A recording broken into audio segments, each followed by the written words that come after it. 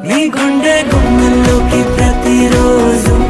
వస్తూ పోతుంటావు పేరే ఊయనగా నా గాలి ఏకాంతం తగ్గాలి అంటూ వస్తూ పోతుంటావు పేరే ఊయనగా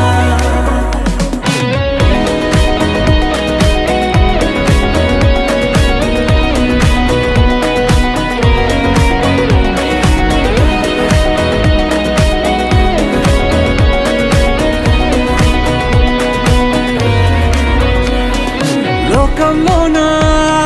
మెరిసామంటే మరి అదేం గొప్ప